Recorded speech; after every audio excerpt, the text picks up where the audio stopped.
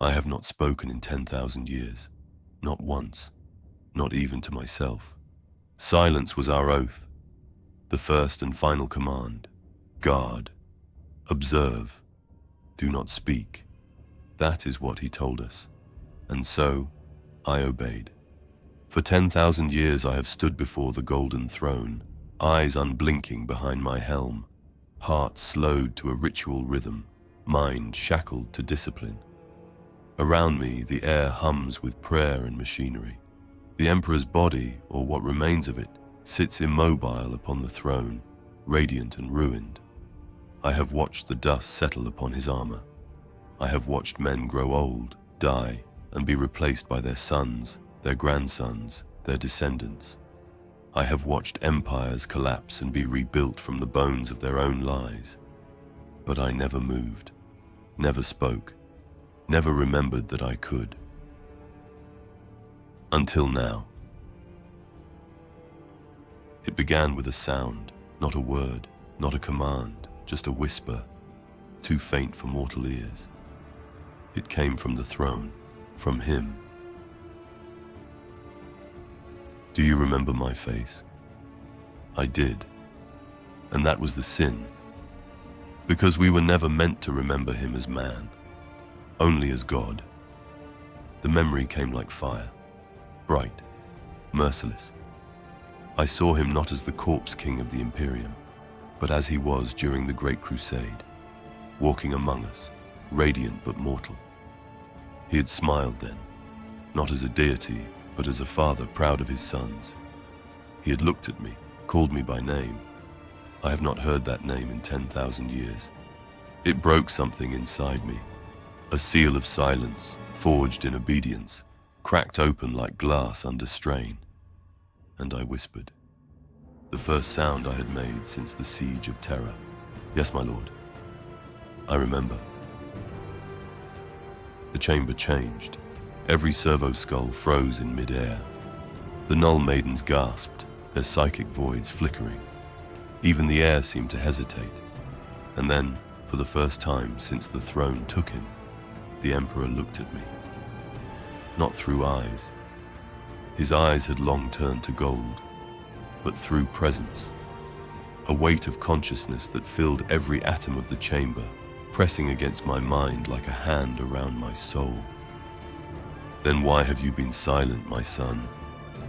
I fell to my knees, not out of devotion, out of terror, because I realized that I did not know 10,000 years. That is how long I have stood here. 10,000 years of breath drawn through lungs that no longer need air. I do not know what time means anymore. It comes to me as the soft rhythm of the palace machines, the slow pulse of the throne's life support, the chant of the priesthood, the metallic heartbeat that fills every corridor of terror. The sun rises and sets beyond the hive roofs, but I do not see it. My world is gold and dust and silence. At first, the stillness was purpose. We were guardians, each of us a fragment of his will. When I looked upon the other custodians, I saw not brothers, but reflections of the same, perfection. We were made to stand without need, to kill without hesitation, to think without doubt. There was a beauty in that simplicity. Now the beauty has rotted. I have watched 10,000 years of men come to kneel before the throne. They bring relics, hopes, heresies dressed as prayers. I have seen them tremble and weep, begging the Emperor for forgiveness he no longer gives. Some die before reaching the dais, crushed by the weight of their own faith. Others leave hollow-eyed, convinced that their suffering has meaning. I envy them their certainty. The first 1,000 years I counted the steps between the columns. There are 923 from the western gate to the throne's base. I memorized them so I could pretend the world still moved. The second 1,000, I memorized the voices of the priests, learning to tell one generation from the next by the decay of their hymns. By the 5th 1,000, I began to forget the faces of my brothers. We no longer removed our helms. The features beneath them no longer mattered. The Imperium grew monstrous while we stood still.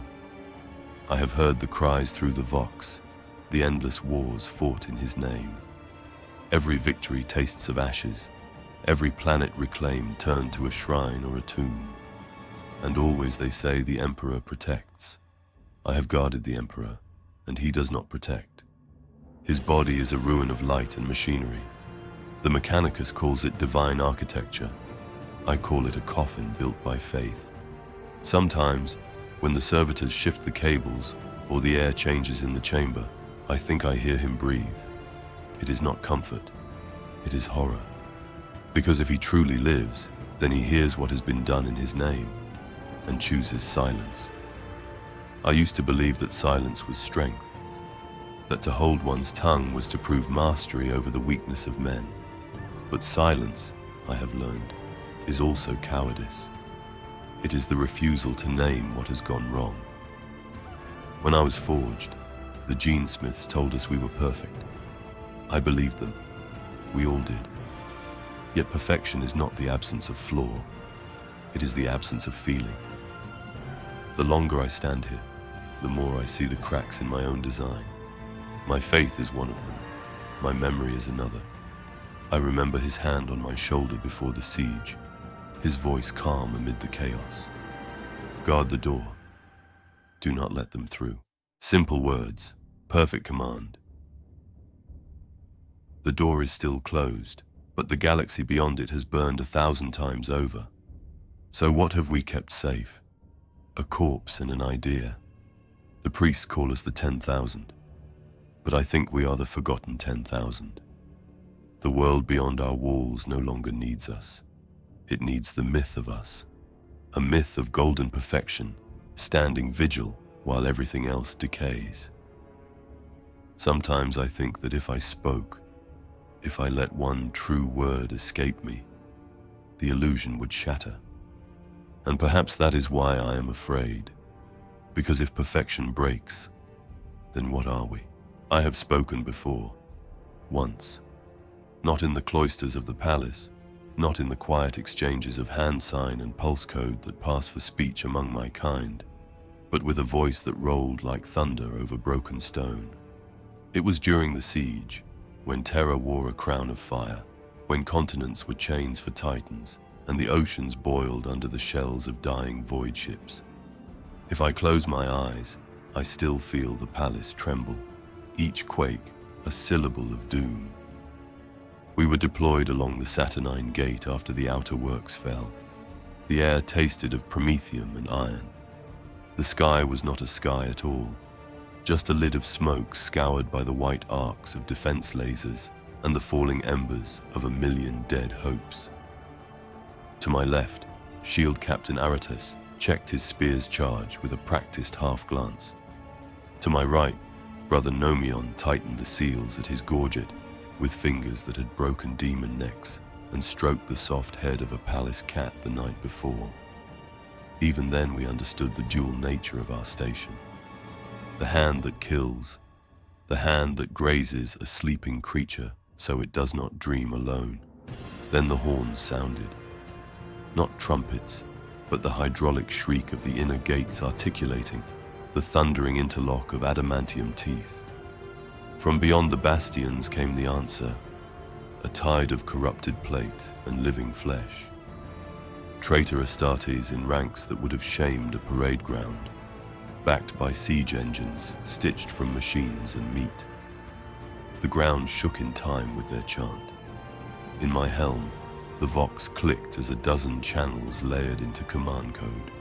Our orders were clear: hold, spend gene gold like water.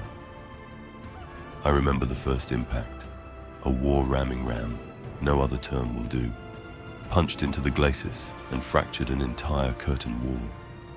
Dust and screaming rebar filled the air. The breach vomited traitor assault troops, world eaters with chain blades already wet, sons of Horus with shields like coffin lids. I stepped forward because stepping forward is all a custodian is ever truly trained to do.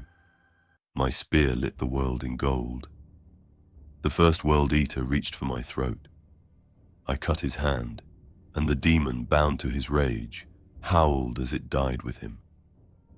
What followed was simple, and it was not. Simple in that movement erases thought. Thrust, break, step, pivot, finish. Not simple in that every blade answered with a memory I did not know I kept. A training hall on Luna, the day I learned the names of the palace's oldest trees, the weight of the Emperor's hand on my bowed helmet. In that press of bodies, memory and kill reflex braided into one line that led only forward. The word-bearers came singing. Even now I cannot call what poured from their mouths hymn. It was an arrangement of harm. It found seams inside the skull. I saw a Praetorian sergeant tear his own ear off just to stop the sound. I drove my spear through the chanting Marine's Vox grill and watched the crude prayer garble into bubbles. Beside me, Nomion laughed. He always laughed in battle, never unkindly, never bravely. He said laughing made the void inside his chest less wide. We held the breach for 27 minutes and 13 seconds by my internal chronometer.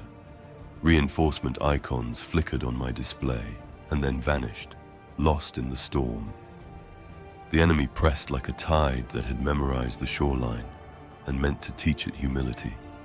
A Justarian in black and chrome, Horus's own breed, waded toward us, each step unhurried. He took Aratus's spear on his shoulder as if it were rain.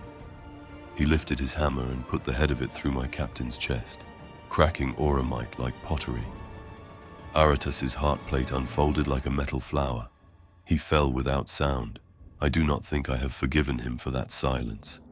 We killed the Justarian together, Nomion and I. A practiced exchange executed without words. Spear, blade, spear.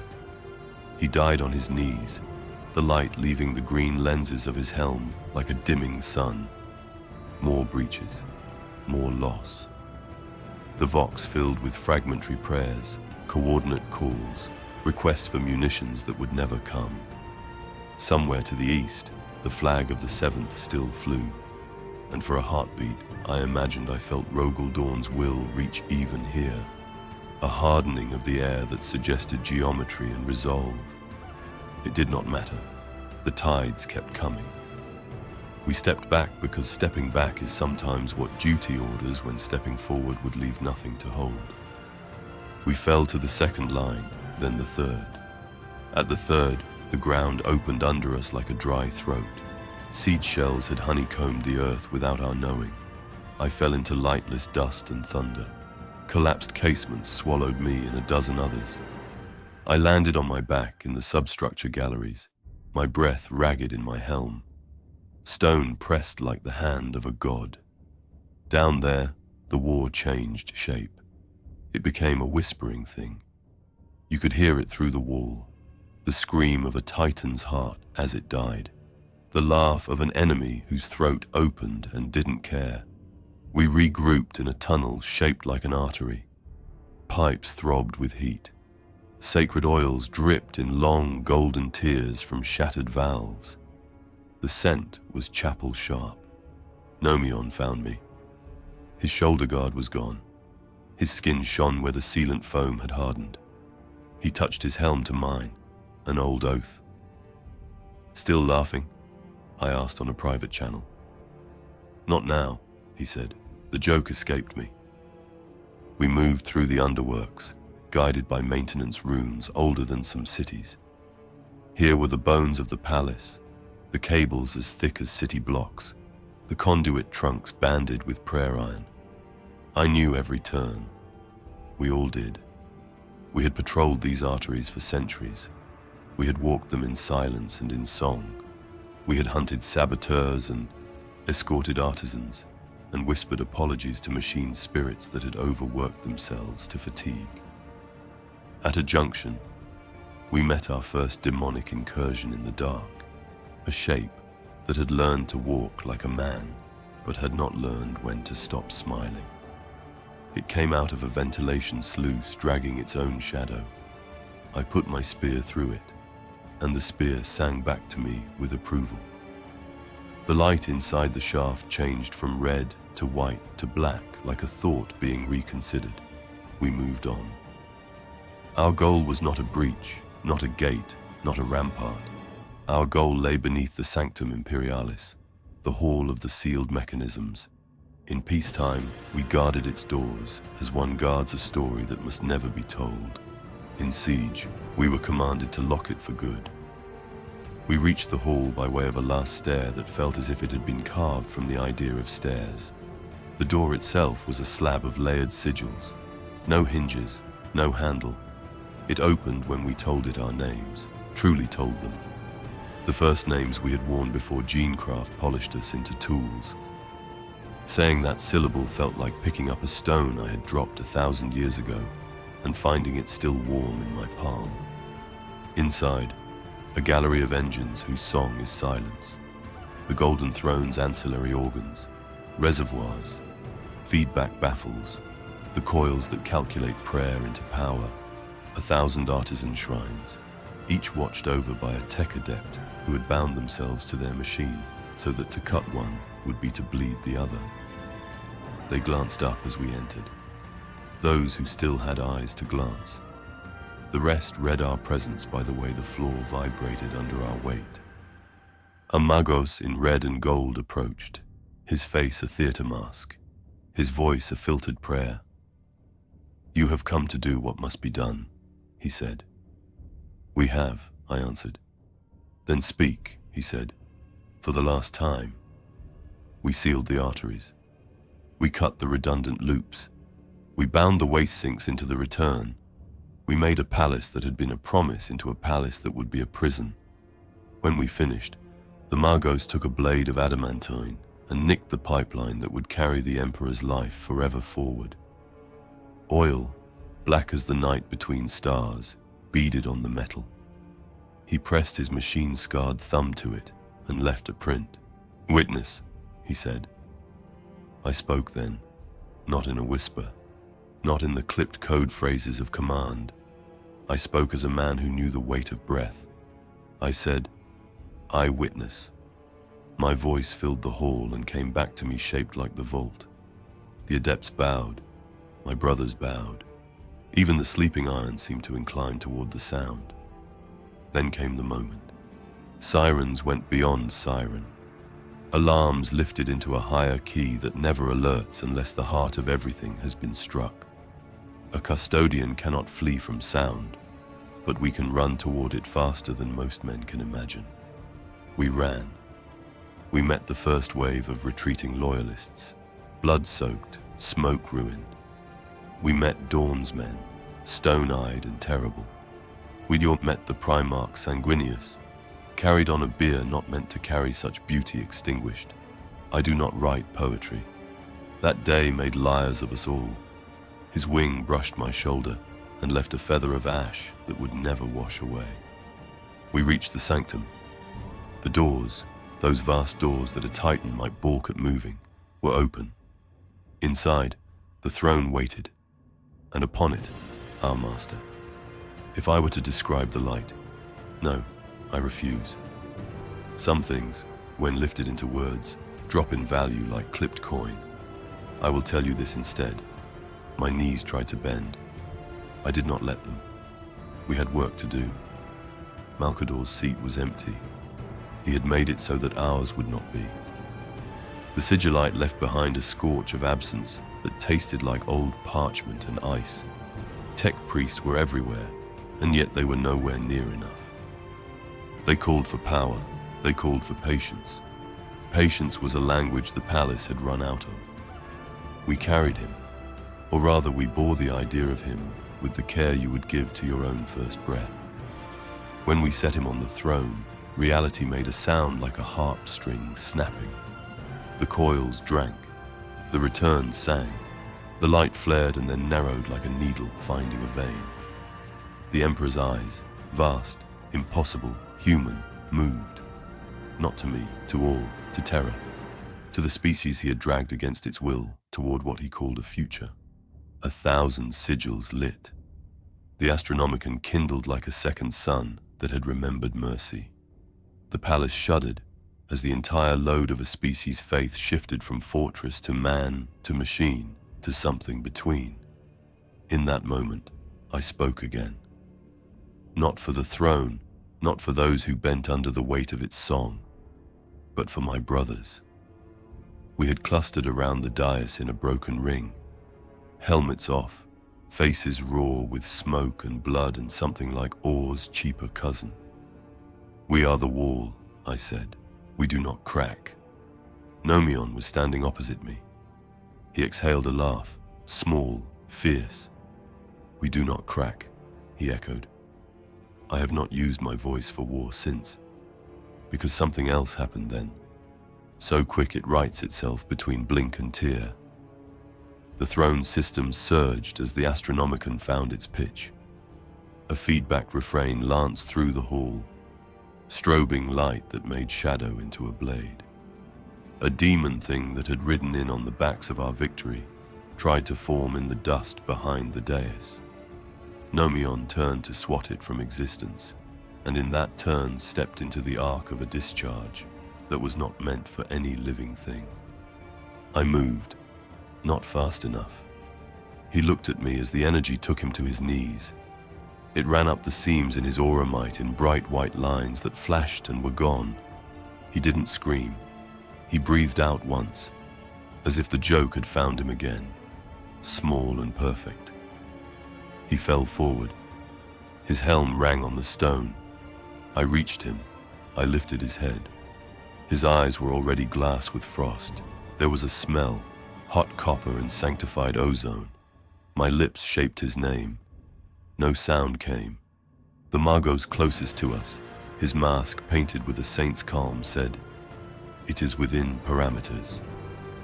I turned my head, and if I had been less who I am, more who men become when grief walks in, I would have put my spear through that painted calm. Instead, I looked at the throne and understood the shape of the rest of my life. 10,000 years of standing. 10,000 years of making sure no one heard our grief disturb the song that kept a species together. 10,000 years of letting men believe we were perfect, because the alternative, our truth, would terrify them into weakness. In that hall, I chose silence. Not because I lacked words, not because words lacked power, but because their price had just been paid at my feet.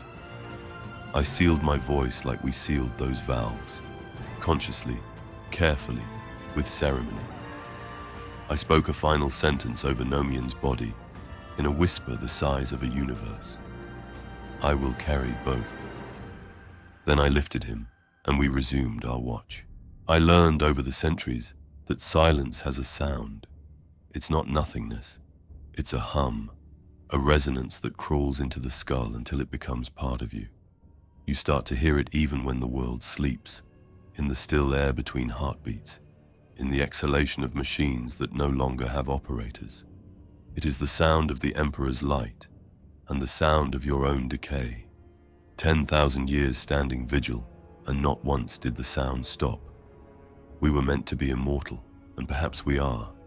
Our gene seed is beyond the reach of age, our cells fed by alchemic rites, our minds encased in psycho-conditioning that erases fatigue. But there are other kinds of death. Slow ones, transparent ones, deaths that happen in silence. At first we numbered 10,000. Now I don't know. Some fell in battle defending the throne from demonic intrusion. Others volunteered for crusades beyond the palace walls. The shadow assignments, they call them. Even the administratum has forgotten their names. Perhaps they still live, out there, gold armor tarnished and unseen. Perhaps I am the only one left who remembers them. The palace itself has grown around us like coral over a skeleton. Every century, new sanctums and processional halls rise, burying the old ones beneath kilometers of ceramite. The walls themselves have become scripture. There are chambers now where even we cannot go, where the priesthood's fear of blasphemy outweighs its need for guardianship. The Emperor's presence radiates outward, and the closer one stands, the more time begins to bend. There are places where you can watch a candle burn for 1,000 years without its wax ever diminishing. And there are other corridors where a single step will carry you through a century. I walk them all. Every 500 years, I patrol a new section of the palace. The route changes, but the faces do not. The same skull-masked adepts offer the same blessings. The same pilgrims crawl on their knees across the same mosaics that depict his ascension, though each generation paints it differently. In one, he is a god of light. In another, a god of vengeance. In all, he is silent. Once, I found an archivist weeping beneath the statue of the Emperor Triumphant. He had dropped his data slate, and it lay cracked at his feet, displaying a list of names, the dead from some distant war. I don't know what made me do it, but I knelt beside him. He looked up at me, eyes red, and whispered, "Why won't he answer us?" I could have killed him for the question. Instead, I stood there and said nothing. And for the first time, I saw what my silence looked like, reflected in another's eyes. Not strength, not faith, just the emptiness of a world that has prayed itself deaf. After that, I began to think. That was my true heresy, not doubt, but thought. Custodians are not meant to think beyond their orders. We act, we obey, we embody. Thought leads to deviation. Deviation leads to imperfection. And imperfection cannot exist within the palace. But thought came anyway, slow and patient as rust. What if the Emperor never wanted this silence? What if the golden cage we built around him was never his will, but ours? The Mechanicus claims that every spark of the throne is his divine design, yet I remember the day we sealed it. I remember the human hands trembling as they worked. If perfection was truly his plan, why does it feel so hollow?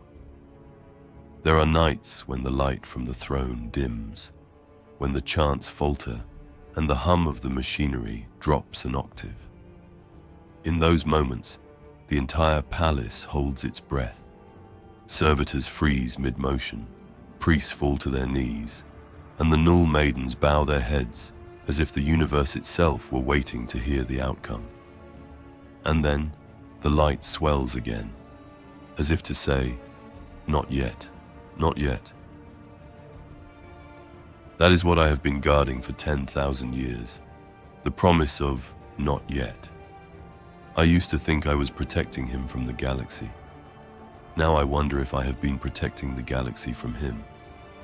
When you have stood before a god long enough, you start to see the god behind the god. The Emperor is not a man. He is not even a mind anymore. He is an equation, an answer, written in the language of agony. His light burns away corruption, but it also burns away truth. Those who see him die enlightened. Those who survive live blinded. And yet, he spoke to me. Once. A single question that shattered eternity. Do you remember my face? I have carried that question for millennia. Because in the asking, there was something human. Something that did not belong to the corpse machine on the throne. It was not command. It was not judgment.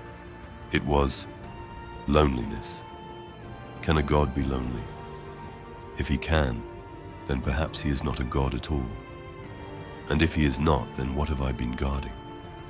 Sometimes when I walk the silent halls, I hear echoes behind me, the soft metallic tread of my brothers. But when I turn, there is nothing. The reflection of gold on stone, the ghosts of the 10,000. I wonder if they too began to think before they vanished. The voice came again after 427 years of silence. I was standing in the Hall of the Saints, where light falls through stained glass and breaks itself into 1,000 little wars upon the marble. Pilgrims had been allowed this far, bent-backed penitents who had sold their blood for one step closer to the throne. I was motionless among them, a statue wearing patience as armor. Then, between one breath and the next, I heard it. Why do you watch? 3 words, no source, no direction. They unfolded in the air like heat mirages, and everything in me seized around them. At first, I thought it was some psyker's prayer bleeding through the veil. There are always whispers in the palace, so many throats whispering. Some of them begin to speak with the same voice. But this was not that. This voice did not echo through stone or metal. It echoed through me. It remembered who I was. Why do you watch? I turned inward and answered without moving my lips. Because I must. Must? The word lingered, curious, almost mocking. Then silence again. I stood there until the glass stopped trembling. Around me, pilgrims cried in ecstasy, convinced they had heard a sign. Maybe they had. Maybe every miracle in this place is a misunderstanding. For months after, I heard nothing.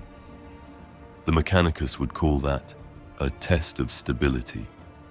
I called it mercy.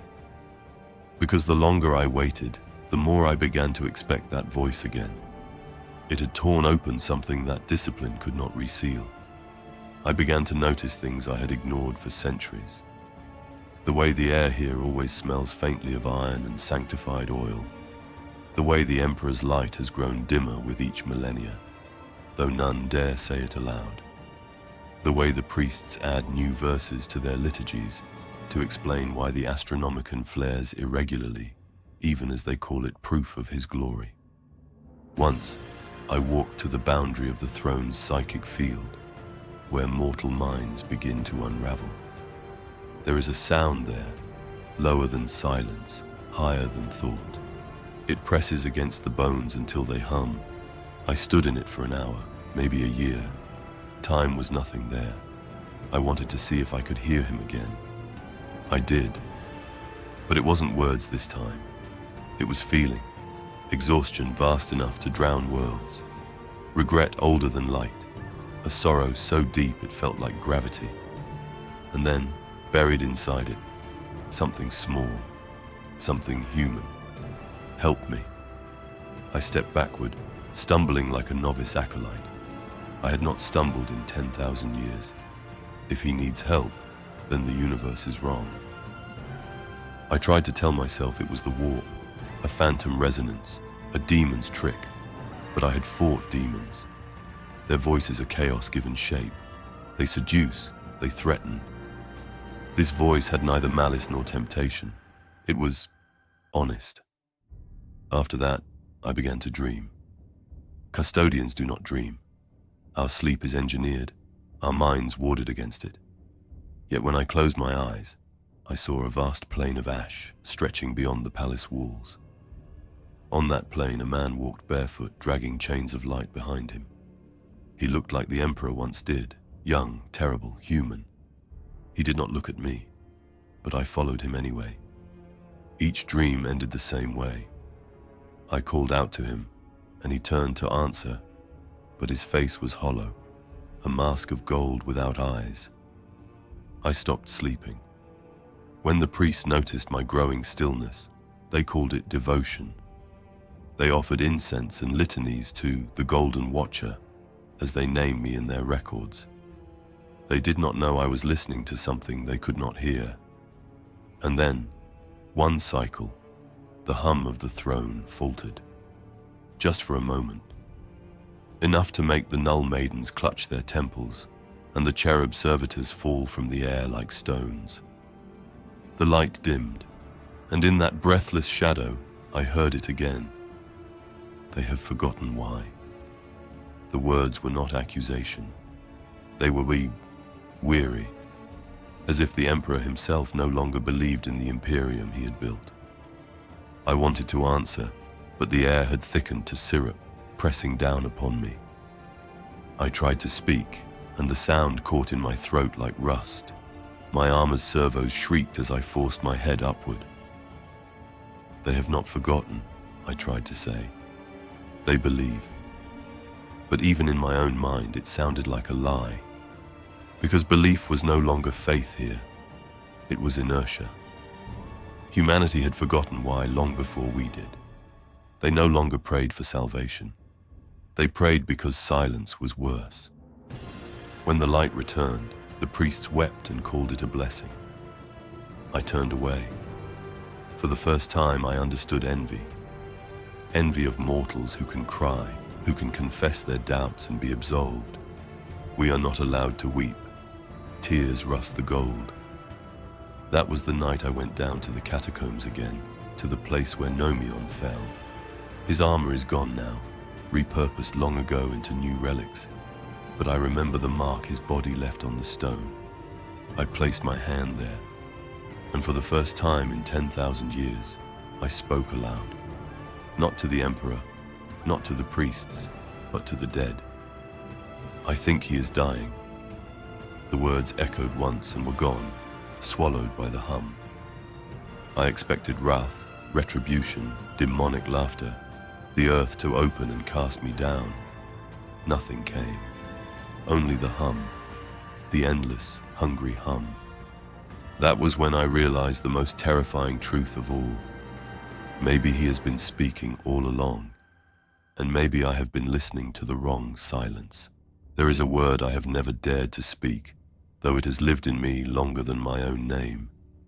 It is enough. Enough of duty, enough of silence, enough of perfection. I do not know when that word began to take shape in my mind. Perhaps it began the moment I said, "I think he is dying."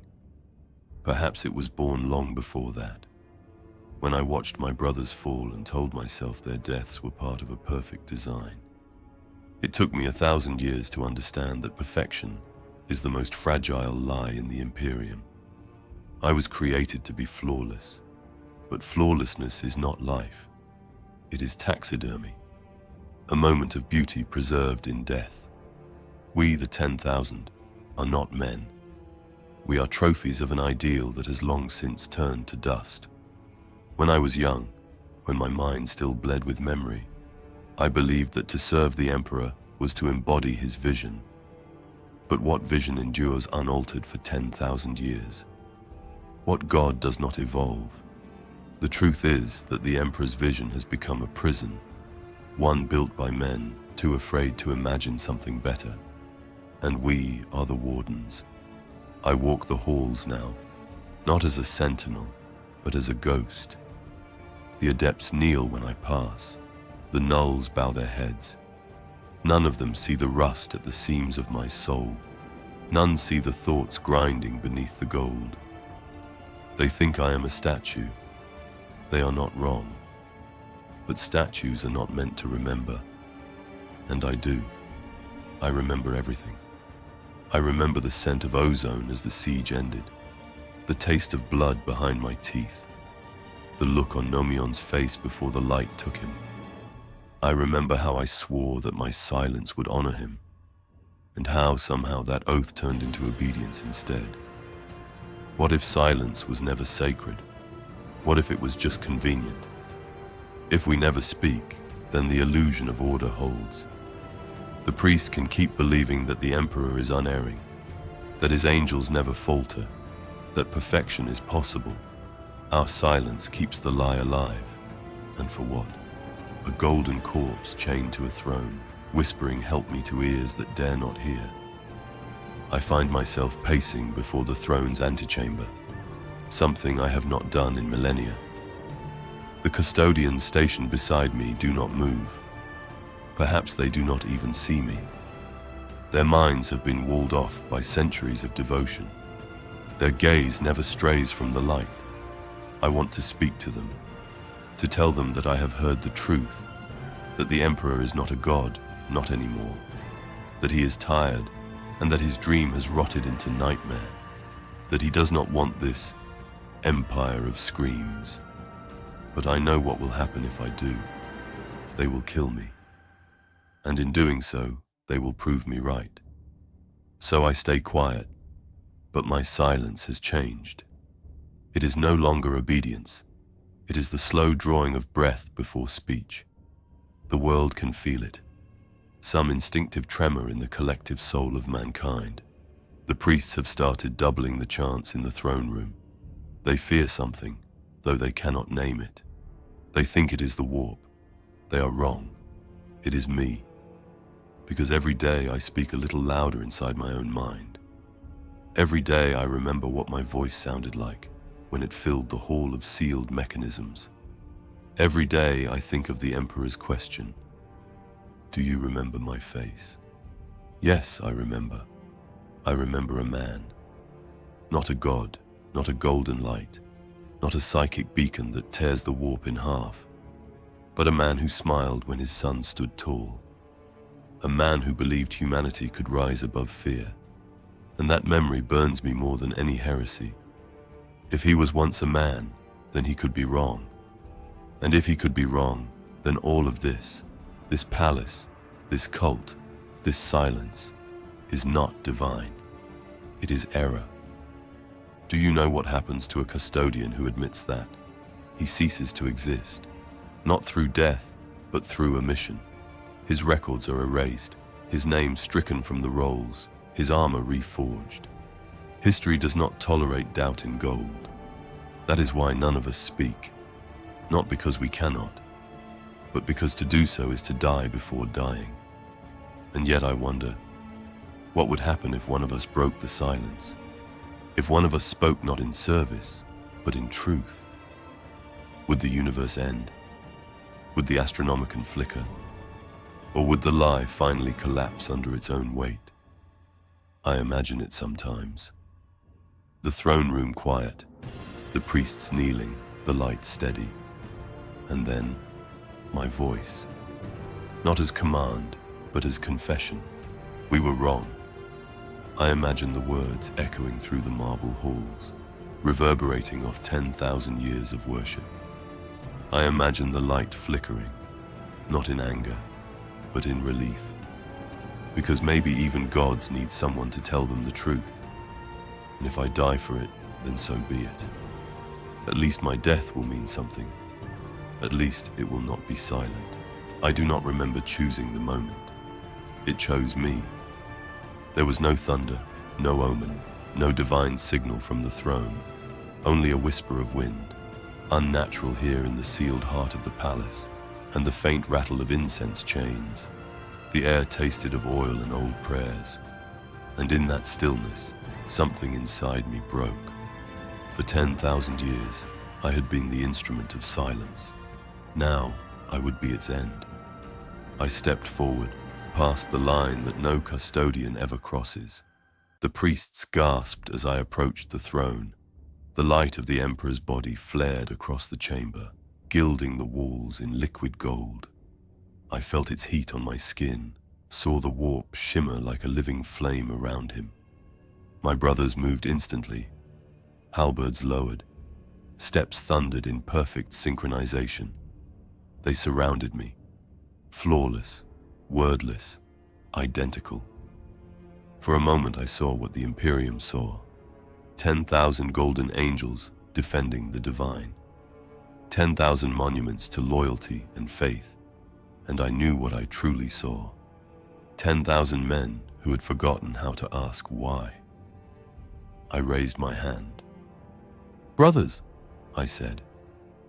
The word fell into the air like a stone into still water. Their weapons did not move. But I saw hesitation, infinitesimal, but real. We were bred to obey the Emperor, but we were made from his mind. And deep in that mind, perhaps, lay the same flaw that had begun to consume me. "I have heard him," I said. My voice trembled. I have heard his voice. He is not silent. The nearest custodian tilted his head, the movement slow, mechanical. "Blasphemy," he said. His voice filtered through vox distortion. "The Emperor requires no intermediaries." "He cried out," I said. "He is trapped within this machine, buried beneath your worship." He asked for help, not praise. The air grew heavy. The priests had fallen to their knees, chanting louder and louder, desperate to drown me out. But I kept speaking. For 10,000 years we have mistaken stillness for faith. We have become the silence that is killing him. One of the custodians lunged, halberd flashing like sunlight on steel. I caught the blade with my gauntlet. The impact shook the air, dust falling from the gilded ceiling. Our strength was equal, but mine was fueled by something purer than faith, by truth. I am not your enemy, I said. I am his echo, his memory. You have forgotten what he was, what he wanted. The custodian's visor flickered. Beneath the glass, I thought I saw eyes. Not machine, not divine, but human, widen with something like doubt. The others faltered. They felt it too, the fracture, the tremor in the perfect mechanism of belief. Then the throne itself began to hum.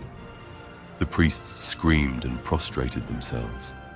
The golden light blazed white, brighter than a star. I felt it pour through my armor, through my flesh, through my soul. For a heartbeat, I saw the Emperor, not as God, not as corpse, but as he once was. A man surrounded by sons. His face was neither stern nor wrathful. It was tired, so very, very tired. Why did you wait so long? The words entered my mind like a sword of light.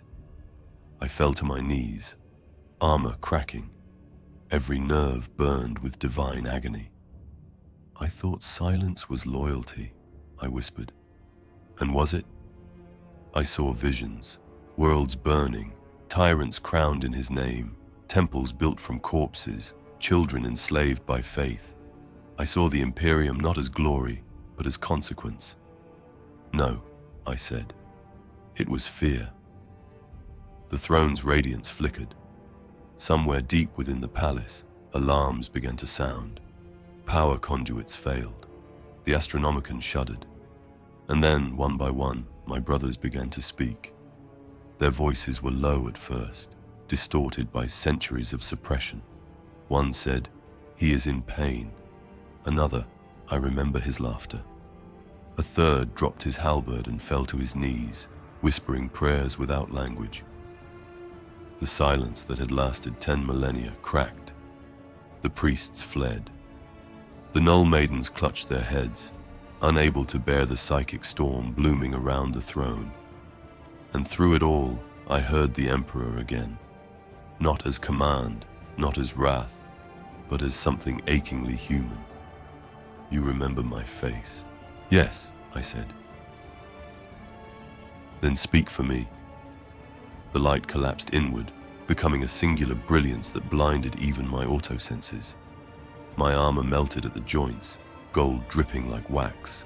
I felt my voice rise, not through my throat, but through the warp itself. "Enough," I said, the word that had haunted me for centuries. The palace shook, the golden icons fractured, statues toppled. The great doors of the throne room splintered outward under the weight of that one word. "Enough of the lie," I said. "Enough of the silence. Enough of the worship that drowns truth." The throne's hum faltered again, and for a moment, just a moment, the Emperor's eyes opened. They were not golden. They were human, and in them I saw gratitude. Then darkness swallowed everything. When light returned, it was not golden. It was white, sterile, surgical, like the light of a sun that had forgotten how to burn. I was lying on cold marble. My armor was half fused to my flesh, the rest scattered in molten plates around me. The air reeked of sanctified oil and ozone, of burnt incense and blood. The chants were gone. The palace was silent in a way it had not been since the day of the siege. I rose. Slowly, my servos whined protest, their machine spirits half dead from overload. My visor flickered and died. For the first time in millennia, I saw the throne with my own eyes. The light was gone. The Emperor sat motionless, not radiant, not divine, but still. The endless cables that fed his corpse no longer pulsed. The psychic haze that once bathed the chamber had evaporated. The Astronomicon, I could no longer feel it. The beacon that guided humanity through the warp had gone dark. For 10,000 years I had wondered what his silence meant. Now I knew. He was gone. But death, I realized, had not brought darkness. It had brought clarity. The priests lay scattered around the chamber, some dead from shock, others murmuring in disbelief. The custodians who had surrounded me were on their knees, their helmets removed, faces pale and wet with something they had forgotten they could make. Tears. None of us spoke. There were no words left to fit what we had done. I staggered closer to the throne. My reflection swam faintly in the melted gold of its base. I expected wrath, judgment, damnation. Instead, I felt peace. A breeze, faint, impossible within the sealed vaults, brushed across my face. It carried the scent of Terra's surface, dust, wind, the ghost of a forgotten garden. I looked up.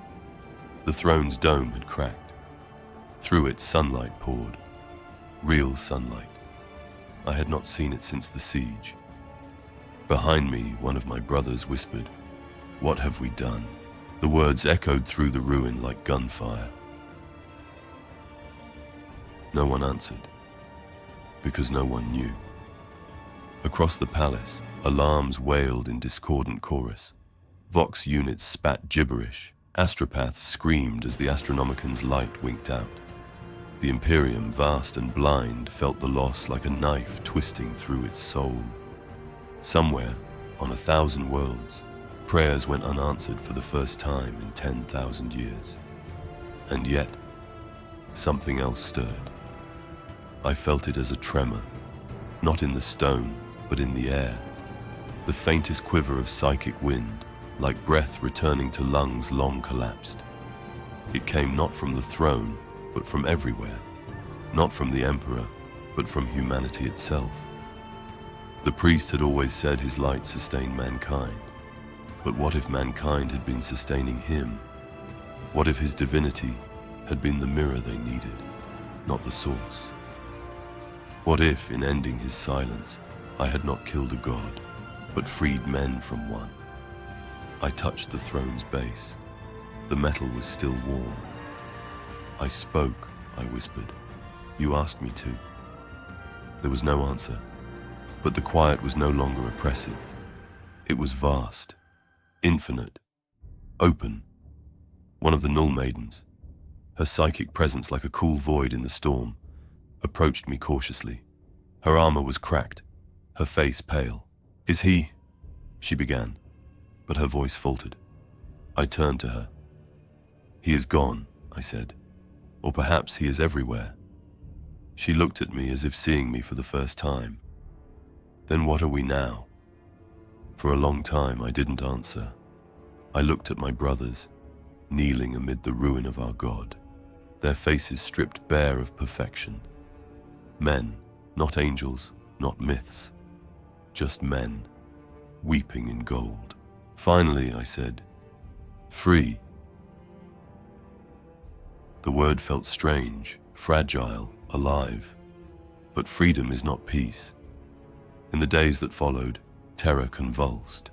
The Adeptus Mechanicus called it the Great Null, the first true cessation of the Astronomicon since the heresy. Fleets drifted lost between the stars. The ecclesiarchy tore itself apart, half crying apocalypse, half proclaiming revelation. Some said the Emperor had transcended the materium, become one with the warp. Others said he had died his final death, leaving humanity forsaken. I did not know which was true, but when I stood atop the broken steps of the palace, looking out over the ash-choked sprawl of terror, I saw something I had never seen before. People, billions of them, looking up, not kneeling, not bowing, looking. They did not know what had happened. They could not feel the warp's absence, nor the psychic void that howled across the stars. But they felt the change. They felt the quiet, and instead of praying, they listened. For the first time, the Imperium itself was listening. Perhaps that was what he wanted all along. I turned back toward the throne room. My brothers awaited my command, as they always had. But there were no commands left. No emperor to give them. "We guard no longer," I said. My voice echoed across the ruined hall. "We witness." Some bowed their heads in shame. Others nodded in silent understanding. A few smiled. And then I walked away.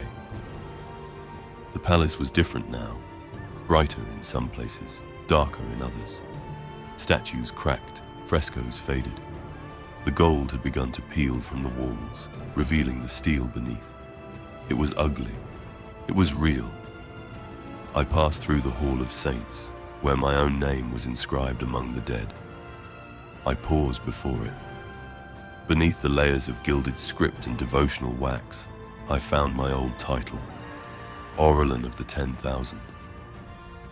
With a single strike of my gauntlet, I shattered it, not in anger, in mercy.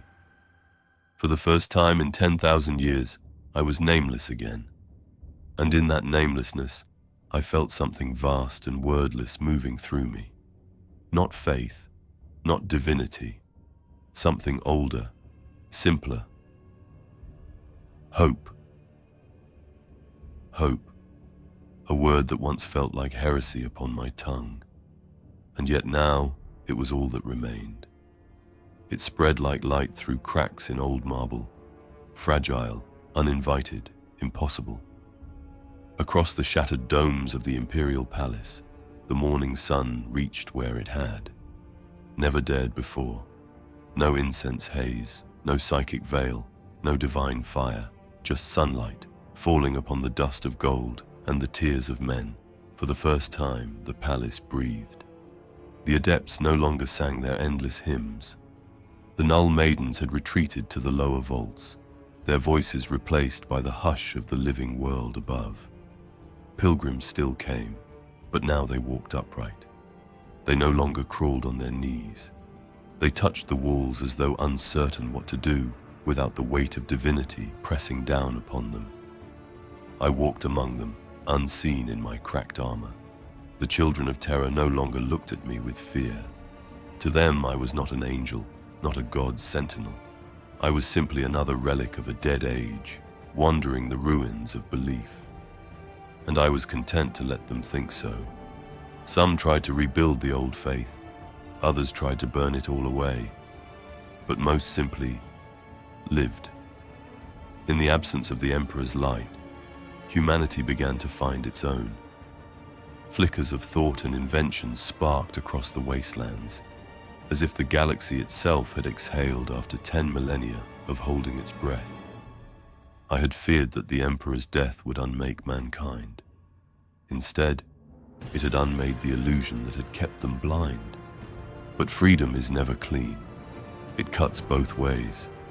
Beyond terror, word of his silence spread like wildfire. Some called it ascension, the Emperor reborn as a god of the warp. Others claimed I had murdered him, that I was the arch-heretic who ended eternity. The Inquisition fractured. The Mechanicus turned on itself. Whole fleets vanished into the void, searching for new beacons to follow.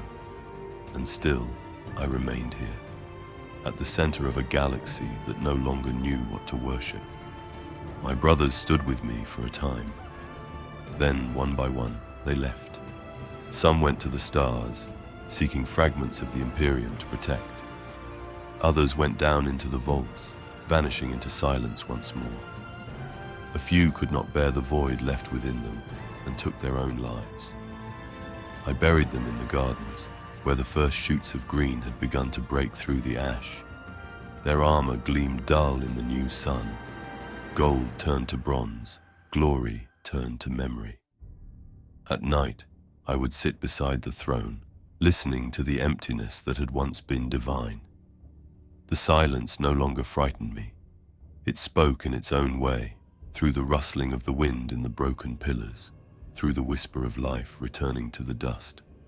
Sometimes I imagined that he was still there, not in body, not in mind, but in the quiet itself. Not as God, not as ruler, but as witness. And perhaps that was always what he wanted. Not to be worshipped, but to be remembered. One night, the Null Maiden who had spoken to me, her name was Aria, came to the throne room. She stood beside me in the moonlight, filtering through the broken dome. The stars were visible now, faint and uncertain without the Astronomican's psychic blaze. "You freed us," she said. "No," I told her. "I only broke the chain." "Is there a difference?" I looked at the throne. "There will be." She nodded, and for a while we stood in silence together. Then she asked the question that had haunted all of us since the beginning. "Do you think he forgives you?" I thought of his eyes, human, weary, grateful. "I think," I said, "he never wanted to be a god to begin with." We watched the stars for a long time after that. Without the Emperor's light, the galaxy was darker, but somehow truer. Each star burned for itself, not for devotion. Each glimmer of light was its own reason for being. It was enough. I no longer pray. I no longer guard. I walk through the gardens reborn from dust, through the ruins where children now play, through halls where my footsteps once echoed alone. Sometimes they still call me Custodian, but I know better. I am not guardian anymore. I am witness. And the silence I once feared now walks beside me, not as prison, but as companion. I think of Nomion often, of his laughter, of how he found joy in the void. Perhaps he knew what I am only now beginning to understand, that perfection is not the absence of flaw, but the courage to face it. The galaxy is broken, the Imperium has fallen, the age of gods is over. But man still lives. And maybe that was always the Emperor's true plan, not to rule forever, but to teach his children to live without him. It has been years. How many I cannot say. The clocks of the palace no longer count time by the measure of faith. The priests who wound them have long since turned to dust or memory. Only the wind remains, sifting through broken marble and golden ruin, like a voice searching for words it has forgotten.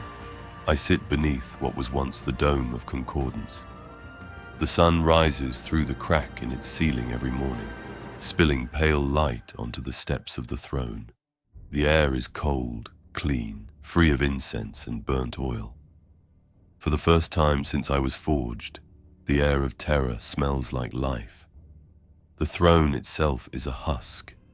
The sacred cables have gone still, their veins empty of light. The body upon it has collapsed into itself. Bones, ash, a faint shimmer where the flesh once burned with psychic fire. The priest called it desecration. I call it release. Sometimes I still speak to him. Old habit, old reflex. I tell him of the things I've seen. Children planting gardens in the ruins of temples. Ships built without icons, leaving terror to chart their own stars. Men and women laughing without fear that laughter is sin. Humanity learning to breathe again. I think he would have smiled. I do not know if he hears me. I do not even know if the Emperor is anymore, or if his essence has diffused through the warp like mist burned off by dawn. But I speak anyway, because silence is no longer duty. It is choice. Yesterday, a boy approached the palace gates, barefoot, clothes torn, eyes bright with a kind of defiance that I remember from another lifetime. He asked who had built this place. I told him, a man who believed too much. He asked what became of him. I said, he remembered what he was. The boy nodded as if that explained everything. Then he laughed and ran back into the city. There was a time I would have struck him down for such irreverence. Now I think his laughter was prayer enough. The people of Terra no longer call me Custodian. To most I am a myth, a whisper passed between generations. the golden witness, the silent one who spoke. Sometimes they leave offerings at the palace gates, flowers, trinkets, letters written to no one. I read them. They are filled with questions, not praise. That alone tells me humanity has learned something. I rarely wear my armor now. Its joints are seized, its gold blackened with age. I keep one fragment of it, the left shoulder plate, where the sigil of the Aquila is almost worn away. I keep it not as relic, but reminder. I am not perfection. I never was. I was fear sculpted into obedience, faith hammered into silence. And yet somehow, through all that, I found a voice. That voice is all I have left to give. I think I will leave Terra soon. The stars call to me again. Without the Astronomicon, navigation will be perilous, but I have lived my life in peril of truth. There are still custodians scattered across the galaxy, brothers who have not yet heard what I heard, who still kneel before altars of gold. Perhaps I can find them. Perhaps I can teach them that it is not blasphemy to be human. I do not know where this path ends. Maybe at the edge of the void, where light dies and thought becomes prayer again. Maybe nowhere. But I must walk it, as I once stood. Before I go, I have one last thing to say. Not to the Emperor, not to mankind. To whoever finds these words, in whatever age may follow. Remember that gods are not born divine. They are born from fear. And when that fear is gone, what remains is what always mattered. The fragile, defiant spark of the human soul. Guard that spark. Nurture it. Let it burn, even if it burns you.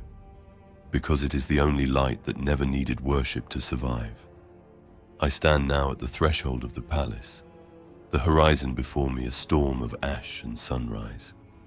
The wind carries with it the murmur of billions, alive and unafraid.